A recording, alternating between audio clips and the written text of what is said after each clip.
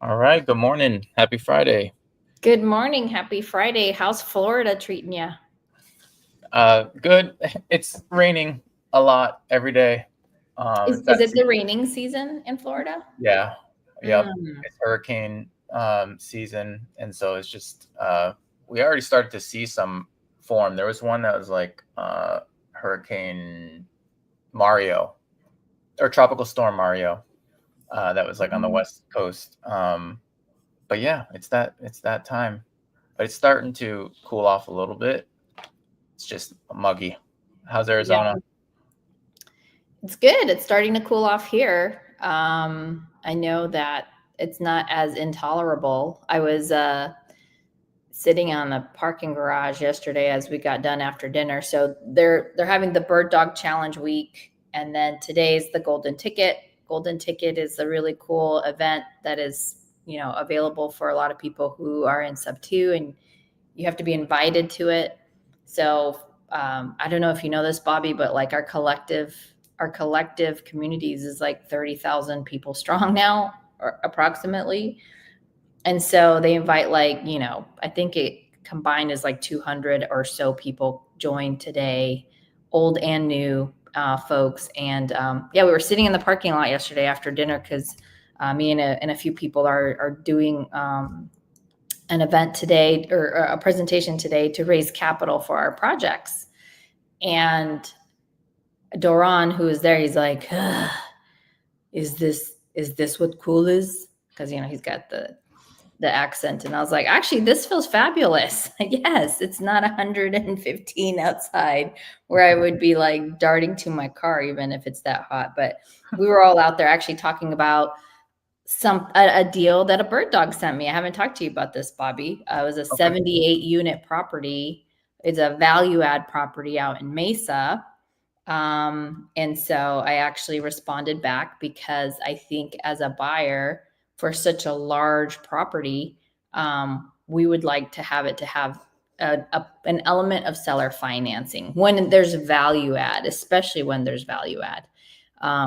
Just because you're going to have to hold on to it for so long. And as Mhm. a part of the value add, which is you have to go get permits, you have to go get it renovated. You're not going to get any revenue until that's ready to go. So that was part of the feedback to the bird dog person. Like, hey, is there any way that we could get um, any kind of seller finance on it? Yeah. And so they're going back. Are they going back to find that out, or? Yes, Um, I believe so. I'm waiting to find out. I messaged yesterday because so Duran has like underwriters that work for him, like two or three of them. And I guess they're constantly underwriting. So I send it to him because it's a complete value add. It's not it, and it's multifamily, right? So it's like I think it used to be assisted living, and it can still be assisted living, something like that. It was kind of goofy, and so I'm like, okay, well, this is way beyond my wheelhouse. So I know Doran has that in his buy box, so I asked him about it. okay. Yeah. And from the did you go to the so the this past week was like the bird dog training. Did you go every day? I know you spoke one of the days, right? I spoke two of the days, and no, I didn't go every day. I had just Tuesday and Wednesday. But man, they had so many different people there, which was really cool. Like a lot of people from the community talking to people who just newly joined Sub 2, kind of getting them ready to be, successful and really leverage the mentorship. Mm-hmm. That's cool. I guess because I know I was seeing pictures, so I didn't get to check it out, and I know Kyle also spoke, Kyle Cargis. And Yes. we've all been getting bird dogs coming to us. Was there any, I guess, between what you had discussions on and what maybe you've heard from some of the other people that are working with bird dogs as well? Is there any was there any aha moments or any like takeaways that might bring value to some of the bird dogs that weren't there? On top of what we always say, which is like knowing your buyer and understanding their buy box and the specifics around what they're sending and what they shouldn't send. Was there any other takeaways? Goodness, honestly, I think it's not complicated. Like that is the gist of bird dogging, is know your buyer and know their buy box and send them what's in their buy box. Anything beyond that, you're just trying to overcomplicate it, or you're trying to learn more than this exercise requires. Mm-hmm. So, and I think we have Monica backstage. Oh, cool. All right. Let me add her. Hi, Monica. Sorry, I'm a few minutes late. It's okay. My meeting ran over a little bit, of course. You know me, back to back. Yeah, no doubt. Even we're doing well. I think what I was just saying is that the reason the bird dog is so easy is because there's not a lot to it. Now, I will say there's some people saying like, hey, if all you're doing is getting leads, copy pasting, sending it off and say, send me $5,000, and you're not paying attention to whether or not it meets your buyer's buy box, which is the most important piece, then know that you'll probably start getting blocked. People, like for me, when I start getting all of these things that like people send me things out of state all the time, and I'm like, that's not in my buy box. It's, like single family house stuff, and it's like, no, I don't want that. Yeah. So I think it tends to fill up our emails too, and then it's like, how do you have 59 new emails and then they're not matching? So I think that is super important, is that they know their buyer, they know their buy box, and they know what they're submitting. And I think that we get a lot of people that aren't even in the bird dogging, but are doing some bird dogging with us and giving us just stuff. You know, they don't even know. They're just trying to fish. Right? Yeah. But we just started this new bird dog challenge, and I did this morning finally get an email from one of them. What's different about this challenge is, last challenge, maybe you guys already went over this, but I knew who my whole team was, and this time I don't know. They didn't CC me on there, so Bobby and I are just waiting for our team. Bobby's gotten a few contacts, like they've contacted him, and I've only gotten one this morning. So hopefully, you know, maybe it's better that way, because then it shows if you really are excited about bird dogging and you want to put the time and effort, you're going to reach out to your lead, right? Yeah. Instead of me doing all the work, saying, hey, let's do a Zoom on Mondays, let me help you bird dog. Like, it makes them have to do a little bit of action, you know? Yeah. Totally. Are you guys going over any deals today? Do you have anything to go over? Or yeah, I have some deals, and then I actually, based on the deals that I was seeing, now these are the RV parks, mobile home parks, because that has been the main focus in just getting through all the ones that have been sent, because it's not all very straightforward. There's a lot of different pieces.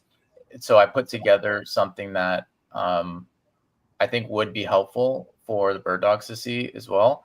But I did, Monica, you and I talked about this park. Ingryd, this one, it's a smaller park. So just to give feedback to everyone, right? This is a park in Texas, and from a bird dog that sent it, on the surface, I mean, it's lower than our threshold. Like, we want to get at least 200,000 annually in the net operating income, right? So that's your total income minus your expenses. We want at least 200,000. The more, the better, obviously, because then that allows us, it's a stronger likelihood that we are going to be able to get to our ultimate goal of $15,000 a month in cash flow once we stabilize the property. So cash flow, meaning the net operating income, right, minus your debt service. So, and then once we refinance within our 5 years, we want to be able to cash flow at least $15,000 a month. So, based on a deal that was sent, the NOI, the net operating income as is today, was well below 200,000, right? And so the feedback that I gave was it's very low, but then you look at the vacancy, and there's like 40% plus vacancy at this park. and they have longer term tenants. So it's an RV park, but it's more of a RV park like community, right? It's not something that's going to be short term transient guests coming in and out. And so because the vacancy is so low, one, I'd be very curious to see is why it's so low. But from a prioritization standpoint of how we're going to look at this deal, if we can raise the vacancy and fill at least 34 out of the 36 pads, now it does creep up above the 200,000 NOI. And so I just basically sent that back to the bird dog and said, hey, are they open to seller carry? Like if they can do 20% down, 5% interest, amortize over 30 years of the 5-year balloon, like we actually will be able to cash flow on this as is. And there's a pathway to getting to at least $12,000 a month in cash flow once it's stabilized with only 36 pads. So at a surface, right, we could have said, no, it doesn't meet.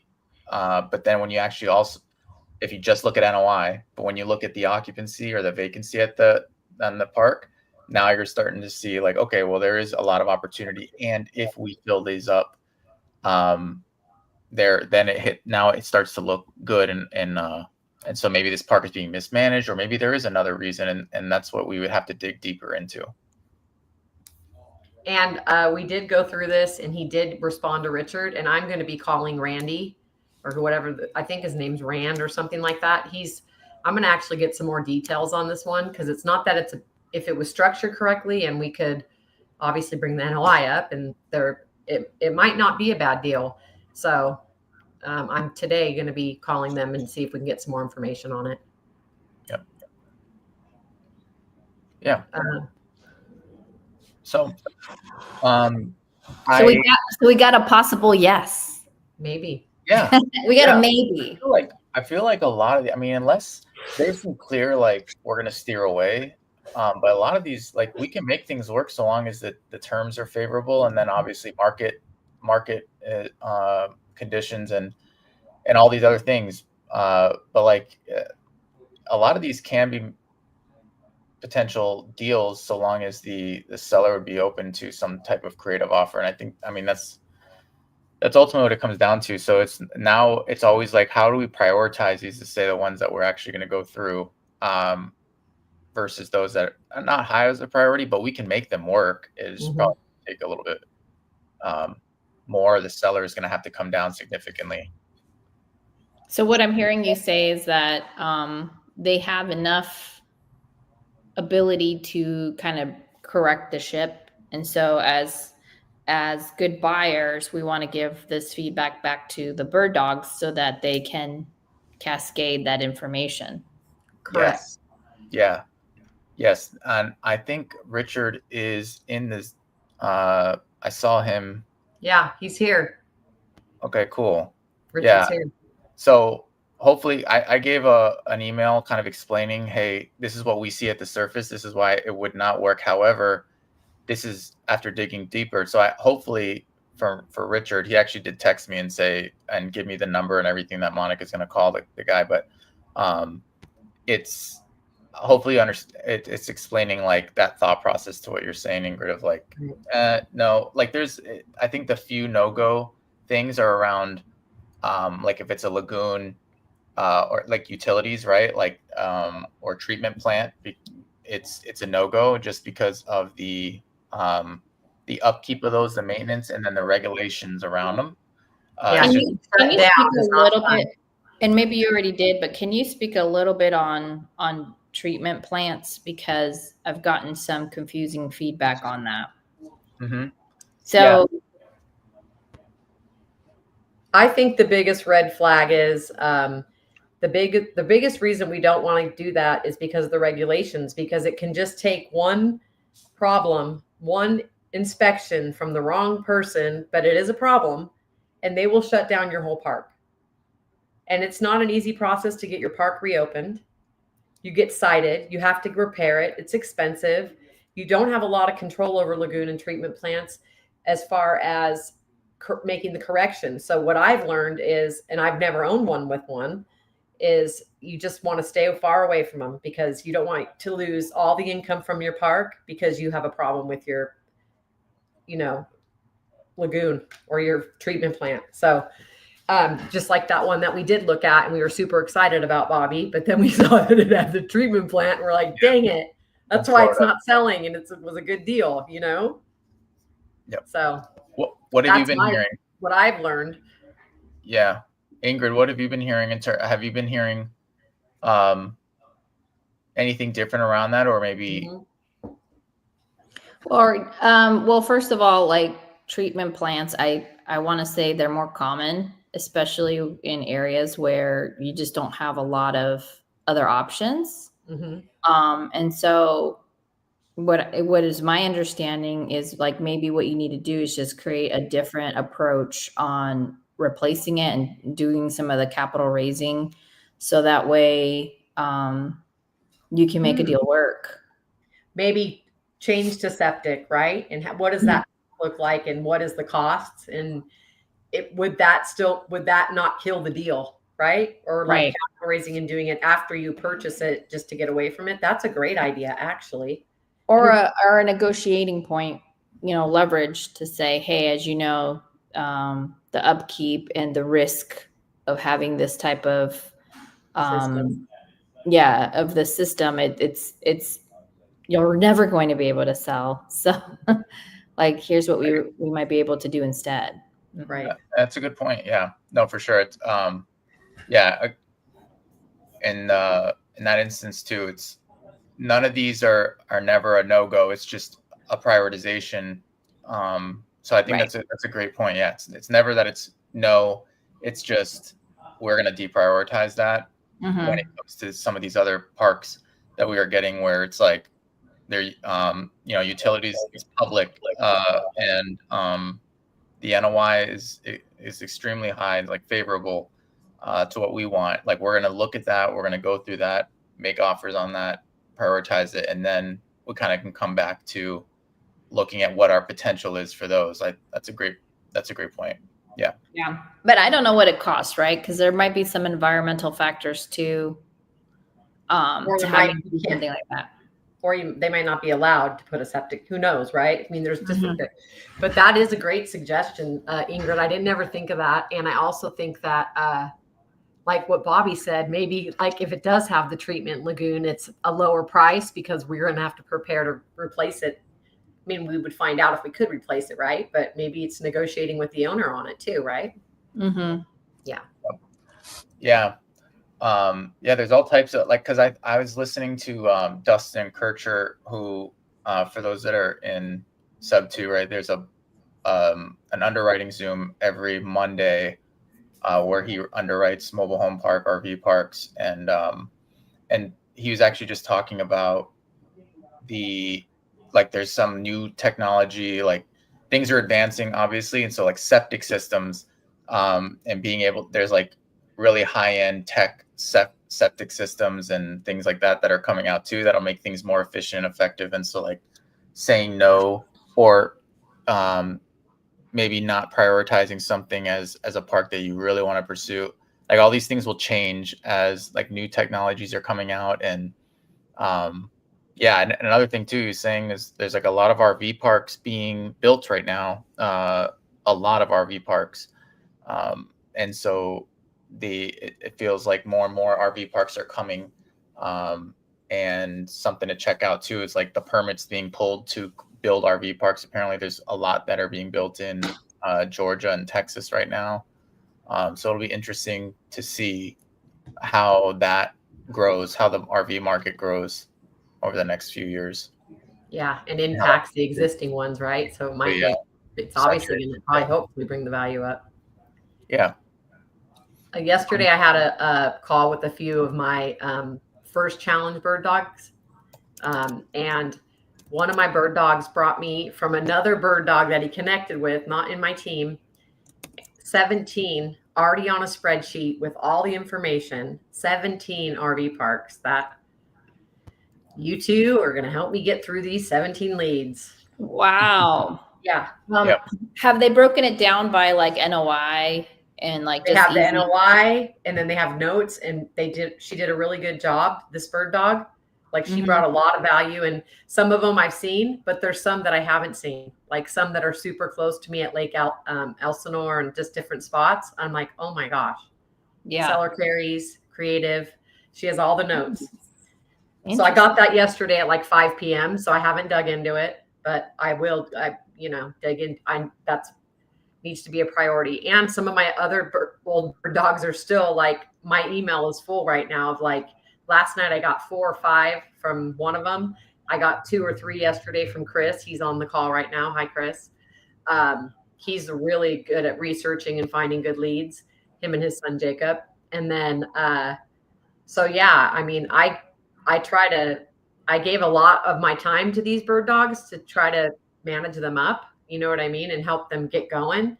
And also did a weekly Zoom with them just to see what they were looking for that wasn't in my buy box, or why it didn't work and all that. So I think that's what we're trying to do here on a higher level, right? We're going to not even just sub 2 everywhere, saying this is how you bird dog. And I think I'm just impressed, maybe because I gave my time. That I couldn't believe that they shared that 17 with me last night. I let Bobby know.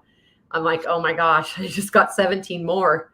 Well, I think it's just the power of reciprocity, right? Because you invested into them and gave them guidance. So, I was having a conversation about this yesterday. Not everyone in our space who is a leader in our space, I'll say, when they call upon them, will they answer, right? Yeah. So, literally, one of the biggest differentiating factors is even us having this like conversation for bird dogs, right? Like it just doesn't happen. And because it doesn't happen, you can either get jaded by it or say, well, what can I do different so that I stand out? So I think you did what it takes to stand out. And of course you're going to get rewarded for that. Yeah. And I feel like, and sometimes it's discouraging, right? Because we're all givers, all 3 of us. We're trying to give back to the community and give back to people. And just like today, we take this time, and everyone's super busy, right? Time is valuable. And we just, and I think that, like, I think even in these challenges, you see that you get 15 bird dogs, but really only how many of them are really participating, right? So I think it goes both ways. But yeah, I do agree that you'll always get back for giving in some certain way. Maybe not today, but you will. I have that. I always know that you'll be paid back in return sometime for your time. Yeah. Very cool. Yeah. Is there any, because I want to, the RV parks and mobile home parks, I actually wanted to walk through something that I think will be helpful. But before that too, is there any fix and flip, any single family, any feedback on things that you guys may have gotten from a co-living or fix and flip, anything around that you want to call out that might be helpful based on the last week or so? I'm trying to think. I actually walked a property last week or early this week. I don't remember. No, I think it was last week. I don't remember my weeks. All blur. And the property can actually house nine rooms. So I want to clarify for someone, because then I got asked the question, oh, when you looked at the rooms, did you look at them so that they can hold 2 beds? And I'm like, why is this potential buyer asking that when this is supposed to be co-living? So let's clarify something, at least in the state of Arizona, for co-living, it's 1 bed, a bedroom.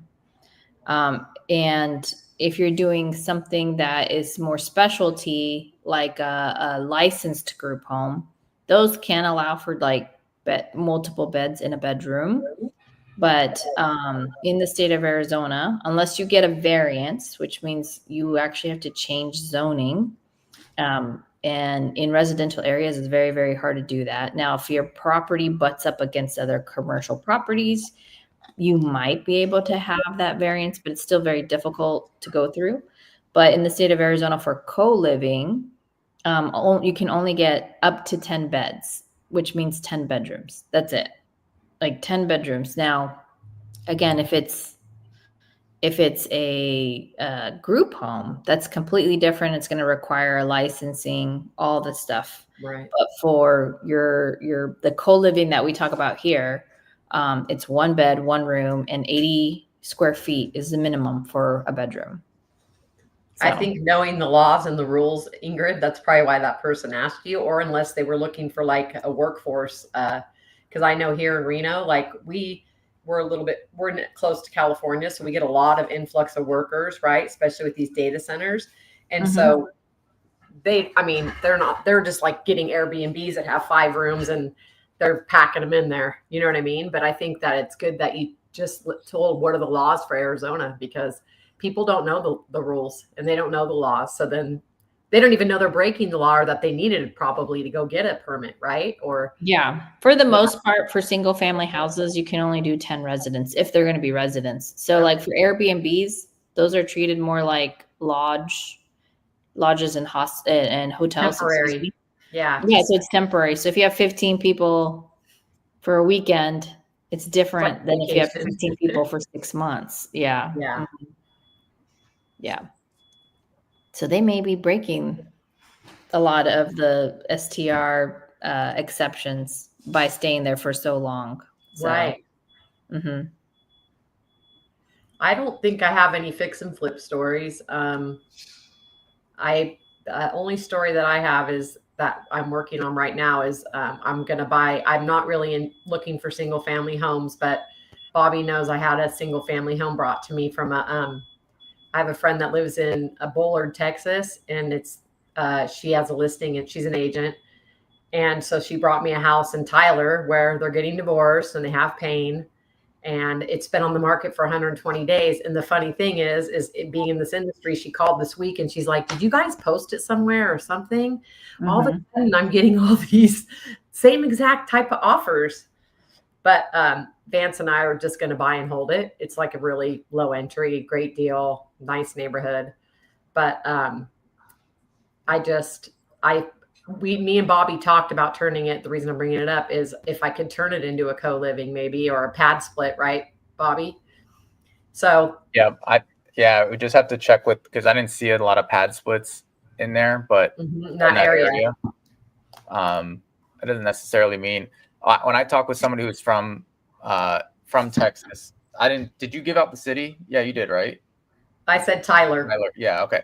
They say like everybody that's where people are starting to migrate towards outside of the DFW area. Mm-hmm. You're starting to see them migrate towards like Tyler area. So maybe it will become a thing, but it's a nice, I mean, we're going to sending that offer today, right? I need to just revise it into what we talked about the I'm not going to wholesale it. I'm going to actually keep it.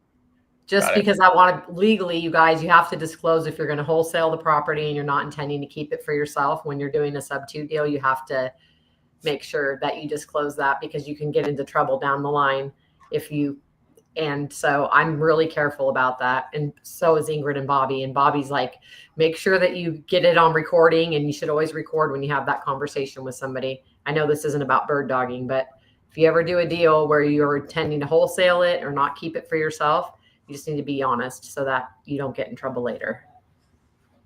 Yeah. So Bobby, we'll talk later and get that all handled. But that would be, if I did do a pad split or something on that, that would be my first co-living thing, you know?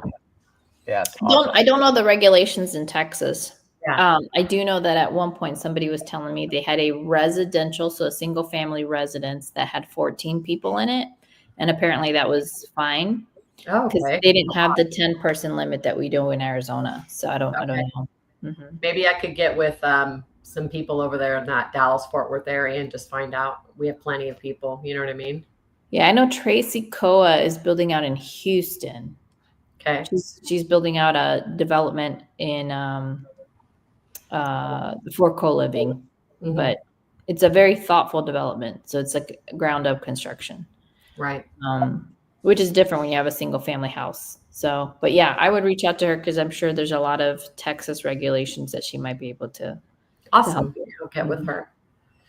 Bobby, did you get any more fix and flip leads from your team or anything to go over, or nothing new?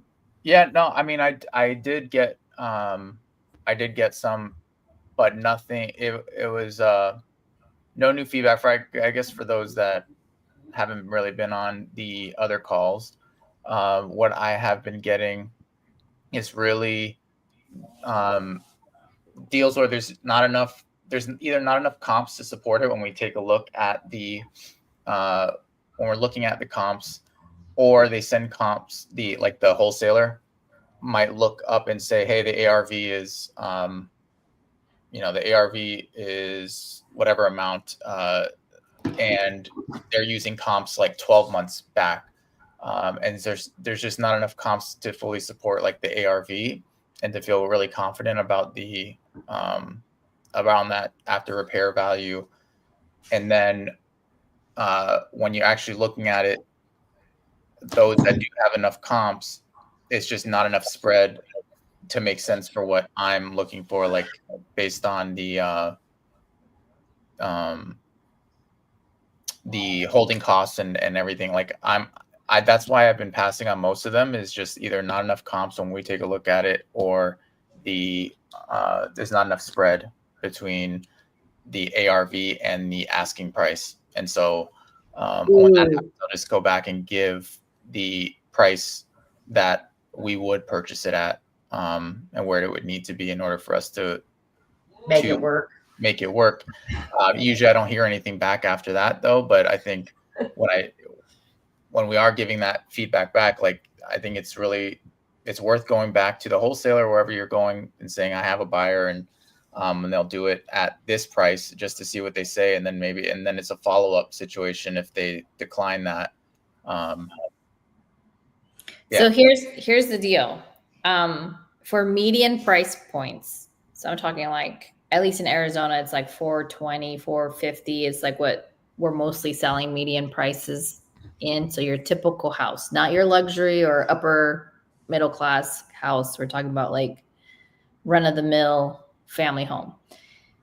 We actually went through an exercise during the bird dog challenge. Actually, that's one of the questions that was asked. Can you break down like why this doesn't work? And I was like, well, let me show you why $100,000 spread doesn't work. And then I gave some, mom joke about the only spread this deal has is mayonnaise. So anyway, but we went through the math, and what I'm finding as a quick percentage for a median price point. So again, like 400 to 500, maybe even up to 600.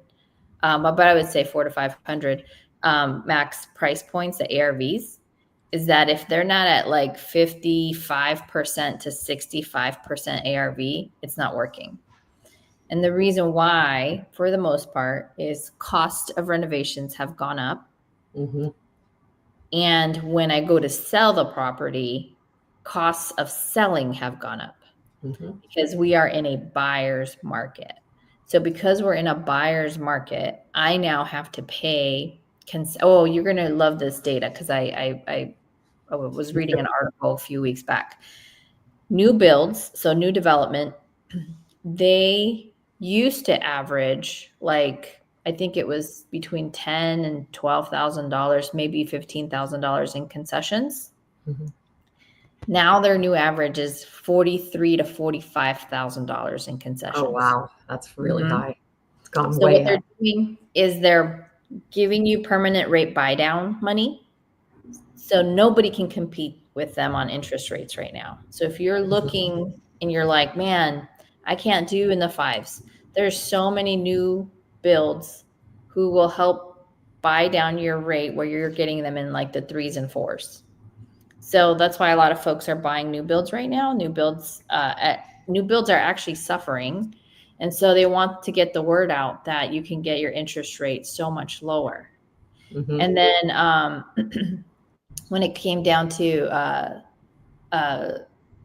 anyway, so even when I said that, because I'm a real estate agent here in Arizona and I'll list houses, and I was like, yeah, so if somebody wants to list their home and their home is near a new build development, unfortunately, they need to be priced way below that new build development because they're spending so much more money on making sure that that buyer can buy. So just calling it out there, guys. So if your leads, let's say your ARV is like 450 and and it's a pretty strong renovation, what is 56% of 450? 252. Yeah. 450. Well, let's just It's rough right now. It's rough to find any thing that pencils in Reno area. Yeah. So like in the 290s, that would probably work. If it's a complete gut, ay. So Yeah. It's tough right now to be a flipper, at least in these markets. Yes. Where I would push back is like in the Midwest, I think you can still make the numbers work much, much easier than you can in markets like Arizona. Yeah, like the West Coast. Yeah. Mm-hmm.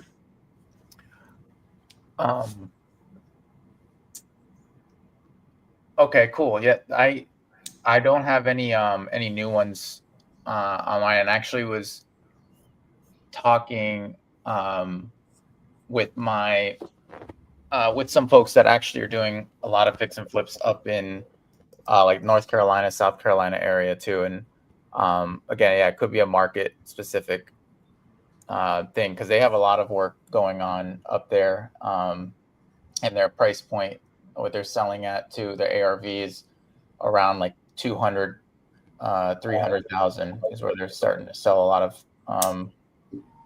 their fix and flips at too. And so I think it does vary. And I don't know, like in Florida and South Florida down here, it's just it's tough as well. So I have been focused as they're coming in.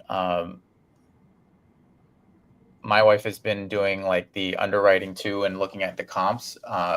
And she's an agent down here, and so we're looking to do fix and flips here. Can you hear me? Yeah, I can hear you. Okay, I heard. I can't see anything. Yeah, no, you guys all froze. Okay, cool.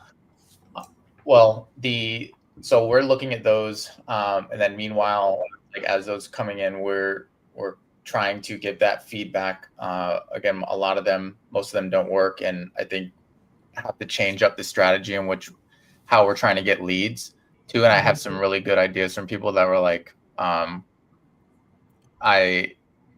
you can do like mailers and all these different things to try and get direct to the seller. But there were some other like interesting ways to try and get these cash deals to be more like inbound, or at least get some of these leads instead of through, like investor lift and everything, where most of the time it just doesn't work out on the price point. So I have another question too, Ingrid, is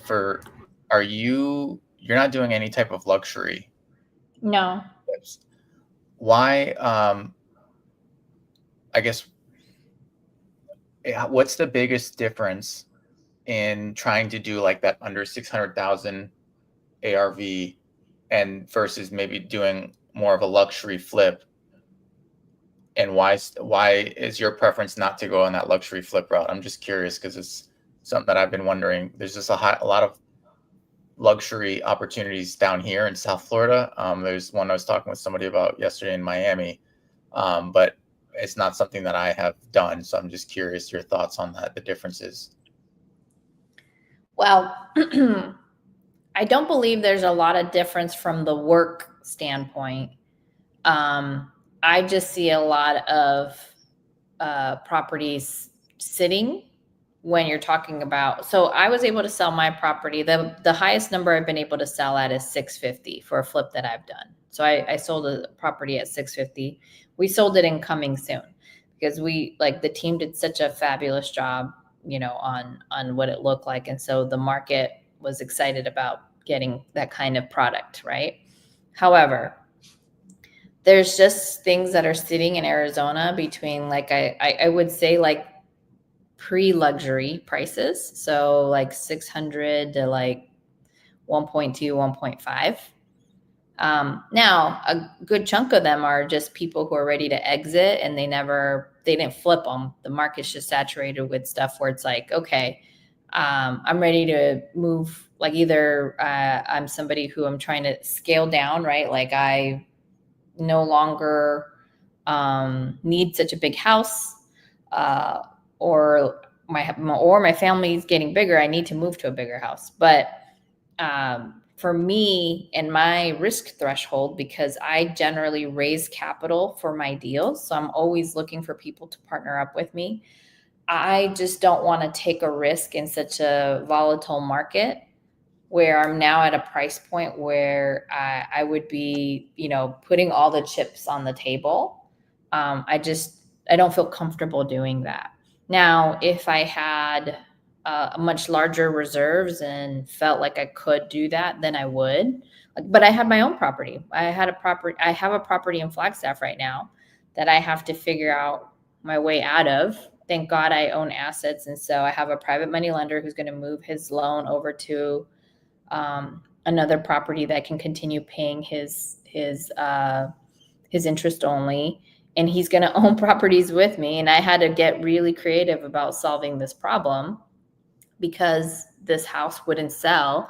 And originally my agent was like, oh, you guys should sell this thing for close to 900. And I was like, oh, that's weird. So we went to market at $799. Okay. And it wouldn't sell. We got down to $750 and it wouldn't sell. So we took it off the market. And now that I have it as a potential way for somebody to get into it creatively, all of a sudden I have 3 buyers. But it took a long time. And so that experience has me kind of like, okay, we kicked ass on this property, like added square footage, made it really beautiful. And so for me, I'm like, I don't have enough experience then, and I don't really understand the market's need for this product right now, or at least I feel like it's not as needed yet. So that's why I haven't done it. Yeah. Oh, cool. Thank you. Yeah. I have technically done it, but yeah, then it's not working. Yeah. Okay, cool. Well, there's a good question here. So, when a realtor is asking for proof that the buyer is actually qualified to buy, how do you handle that? So, my suggestion would be, especially, I don't know if they've already given information that you can pass along, but just send it over to someone that can have a conversation, like call a realtor and then actually have a good conversation. And then, we can actually provide that, whether it's like credibility or things like that. Like if you get Ingryd on the phone, or Monica can call and get on the phone, then it's, I don't know, a lot of times you kind of bypass that need for it. Or eventually you will have to show it. But if there's any information that they've already given, like an offering memorandum, and if you feel like this could be a pretty good deal based off of what you're seeing, I would send it anyways. And then we can jump on and have the conversation with the broker and then go from there. I don't know if you guys have any other feedback around that too, when somebody's asking for proof.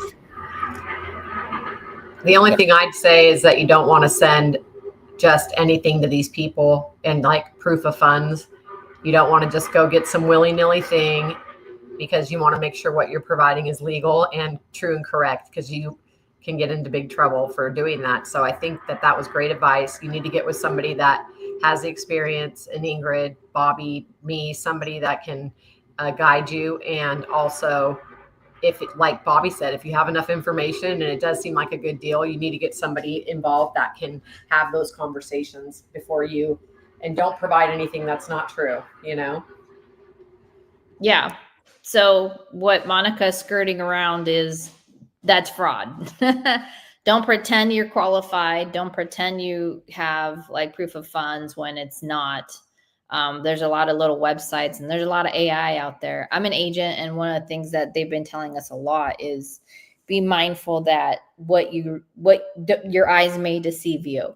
And so we're having to call and verify that what people are sending in as pre-qualifications or pre-approvals, that those are indeed real. So don't get caught up in fraud, because then me as an agent, I could technically report you. Like, literally, do you want the police at your house? No, not to get us a lead. That's not worth it. Literally, like, I've had people where they ask for proof of funds, and then once I call them and talk to them and give them my credibility just from a conversation, they all of a sudden they forgot that they were asking me for proof of funds. Okay, here's the data center. I just sent you the NDA. Here's the data you need to know. Like, so that's why it's important to work with buyers who have the credibility and have them have those conversations with the agents, because it's a shield, it's a protector. And sometimes after they know that the person on the other side of the phone is being serious, it's no longer a shield that they have to continue. Now they will as a part of their own due diligence, right? Because they want to make sure that what they're bringing to the seller is real. But just know that that's why it's important to work with a buyer who's serious. Yeah, that's really good. Okay, cool. I don't see any other questions on here, and I know we have about 10 minutes left. If you guys have any questions, it looks like there's one more question. It says, okay, so as a bird dog, we'll just find the leads and pass it on to the buyer. Am I understanding this correctly? Yes. It is that easy to just do that. And the more input that you give to the buyer, the more details you can provide, the better off you're going to be on partnering into that bird dog deal. I mean, if you just bring them a phone number and a name and an address, that's just the basic. And yes, you can, that is a bird dog. That's as easy as it can be. But the more information you bring, you know, I think that Bobby and I are on the same scale of, we have a tiered system of, the more information you bring us and make it easier for us to get the information we need to get the deal, you'll be, you know, compensated correctly for your efforts. Yeah, this is one of the big reasons too we wanted to do these lives. So if you're sending in a mobile home park or an RV park, it's usually it's very helpful to have the offering memorandum, the OM, the T12s, right, the trailing 12 months of the financials for the park, the P&L and rent roll. If you have all those, that's great. We're able to dive in deeper into it. If you just sending offering memorandum and there's no financials in it, there's nothing that we really can tie back to. We're just going to have to come back and ask for that information anyways.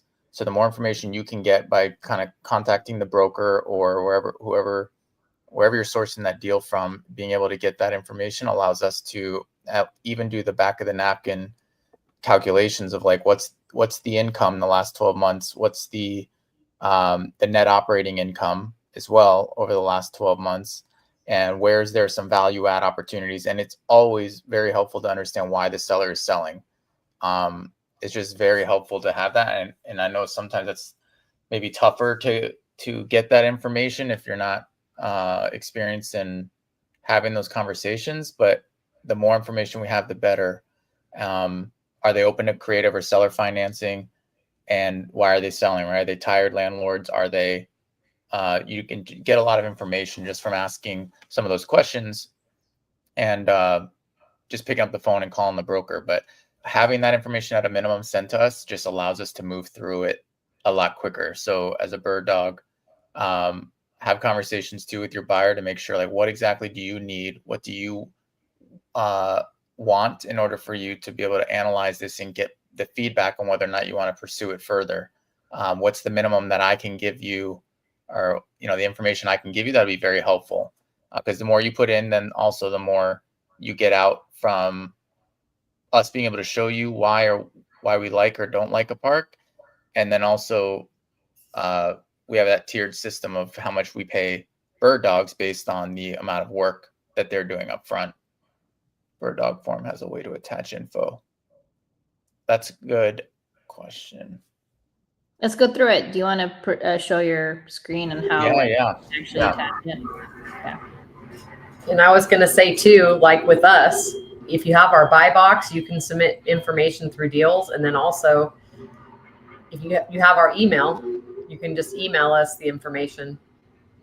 Not all of ours has the email available there on there, but you're right. I mean, some of us do. And I see what they're, let me share my screen because I see what Nuno.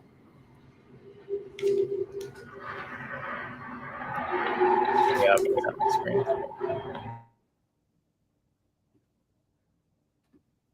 Share.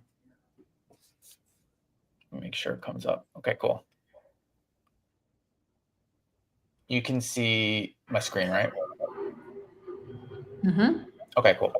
All right, so we'll put our buy boxes here as well, but this is mine, bobbysbuybox.com. You can see all of our buy boxes here and what we're actively going after. Mobile homes, land, RV parks, fix and flip. And then if for any one of these, right? Like if you go to RV park and you're like, hey, I got one, you can click this, send your RV park. It'll bring you to the bottom here. So my email is available here, and that's where you'll be able to attach things. However, I can add something to the form to attach. I actually think that's a good idea. Hey, Monica, can we mute you? I'm so sorry. Yeah. It sounds loud. Yeah. I'm at a construction site. I'm sorry. Yeah, I felt like so bad. Yeah. Cool. That's that. Thanks for the feedback. I'll add these because I think all of ours, I can add it to every single one of ours, Ingryd's and Monica's as well. So what about if it's not us though? I think she's asking if she's a bird dog. Like, should we maybe reach out to Sub 2 and find out how they can attach documents and on that end? Because we don't know, right? I mean, through the CRM, are they allowed to attach documents? Or they could just put a link to a document in there? Yeah, if you're part of the Bird Dog Challenge through Sub 2, I don't know if the form has an attachment thing. If they don't, you already know who the buyer is that you're going. I would, after you send in the deal, send an email or message, however you're communicating with your buyer, attaching the information that way. That's more like, yeah, that's how I would do it if you're part of the Bird Dog Challenge and you're asking specifically for that. If you're asking in general, I'm going to make that update to all of our buy boxes, to all of our sites, to allow for attachments to be added through here, so that we won't have that issue. Or you won't have to then submit a deal and then email us all the information afterwards. Does that help? We should stop sharing my screen. I can't see. Let's see. Oh yes, a Google Drive link is perfect as well. Yep. I don't think the Bird Dog form has a way. Okay, cool. Sweet. Man, we have a few minutes, which is not enough time for me to go through the priority factors, the things that we're looking at for mobile home and RV parks. So maybe we can pick that up next week. Yeah, if it's a link, Sherry, it should be good if it has the data points that are needed. Hey, Sherry. Yeah, sorry. Sorry, what did you say? Thank you, Sherry. I said, hey, Sherry. Sherry and I, when I first joined Sub 2, I've been in for a little bit. When I was Myron. He's been doing his time. He's been in for a bit. For a little bit, yeah. Sherry was my partner that we worked together in blasting out to agents when we first, like a couple of years ago, under Myron's team. He was like helping people learn, and Sherry was my partner. Very cool. It's good to see her.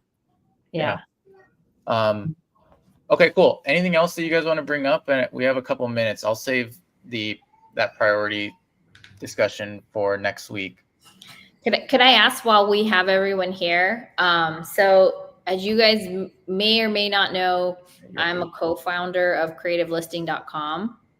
And so we are having a webinar on Tuesday to talk about new features, one of which is super, super helpful for those who are wholesaling and are concerned about getting their deals taken. So you got to go to go.creativelisting.com to register. And then we're going to talk about the new features that we continue to roll out, even though folks may not be aware of it. So I will say this, we're trying to be like the more professional websites where they don't have webinars to tell you what's rolled out. It's kind of really just innate, right? It's natural to being in the website. So the goal is not to have these like intensive reviews. The goal is that we're building the tool in such a way that you don't need me to sit there and tell you, hey, there's a new feature and here's how you use it. Anyway, so however, this has been a pain point with some folks who are trying to list opportunities. Again, you should have equitable rights. So you should have contract rights to be able to list your opportunities. So if you don't have those equitable rights, know that you are practicing real estate without a license. So you have to have equitable rights to list it, or we haven't fixed it yet, or not fixed it. We haven't developed it yet for agents. So this is mostly for sellers and buyers. So go to creativelisting.com, go.creativelisting.com, and on Tuesday we'll be talking about these really cool new features. Yay. Awesome. Cool. All right. Well, thanks everyone. Yeah, we'll be here same time next week on Friday. If you all want to reach out to us, Instagram, or you can reach out in the buy box. You can see Ingryd's on her, ingridhernandez.com, and then Monica's buybox.com, and then mine is bobbysbuybox.com. Feel free to reach out and have a great weekend. Yes. Thank you guys. Thank you. Bye-bye.